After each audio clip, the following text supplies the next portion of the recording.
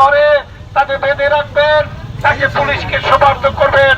বাংলাদেশ জাতীয়তাবাদী দল বিএনপির কেন্দ্রীয় কার্যনির্বাহী কমিটির সদস্য ও বরিশাল ১ আসন থেকে নবম জাতীয় সংসদ নির্বাচনে বিএনপি মনোনীত প্রার্থী আলহাজ ইঞ্জিনিয়ার আব্দুল সোবহান বলেছেন, বিএনপির নাম ভাঙিয়ে কেউ অত্যাচার নির্যাতন করতে চাইলে তাদেরকে বেঁধে রেখে পুলিশের কাছে সোপর্দ করবেন।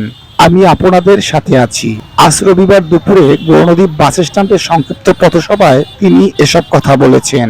বৈরী আবহাওয়াকে উপেক্ষা করে দীর্ঘদিন পর এলাকায় আসা কারাবরেণ্য কেন্দ্রীয় বিএনপি নেতা ইঞ্জিনিয়ার আব্দুল সোবহানকে বরিশাল জেলার প্রবেশদ্বার গৌরনদী উপজেলার ভুরঘাটায় ফুল দিয়ে বরণ করেন শত শত নেতাকর্মীরা।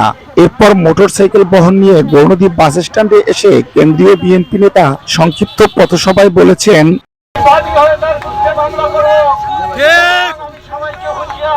সাবধান করে দিচ্ছি, বিএনপি এর উপরে সন্ত্রাসী কর্মকাণ্ড করে না। আপনারা জানেন আমি একজন সন্ত্রাসী লোক না, যার জন্য আপনারা 2008 সালে আমাকে ভালোবেসে আপনারা বিপুল ভোট দিয়েছেন।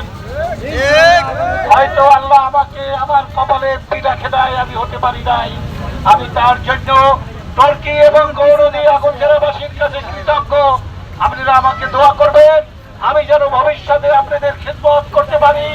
আমি আজকে আমার যেহেতু বর্ষার জন্য দেরি হয়ে গেছে, আমি আবার আসবো, আপনারা আমাকে দোয়া করবেন।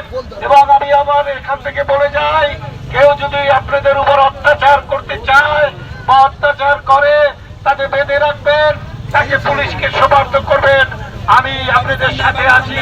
বিএনপি তারেক রহমান, জিয়া, খালেদা জিয়া, এইসব সন্ত্রাসীদের বিরুদ্ধে আমাদের অবস্থান সব সময় থাকবে।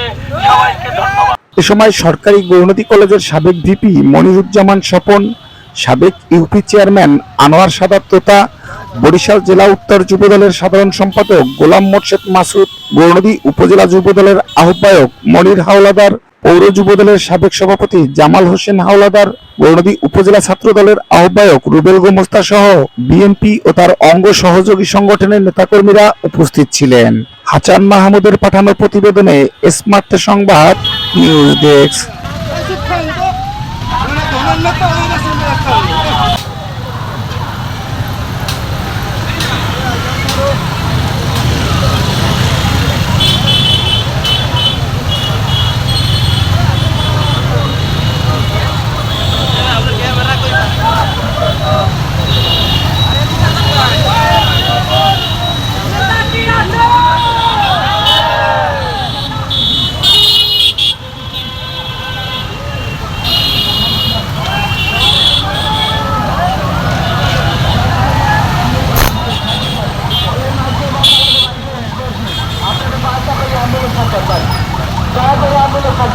আমরা একটু পায়খানা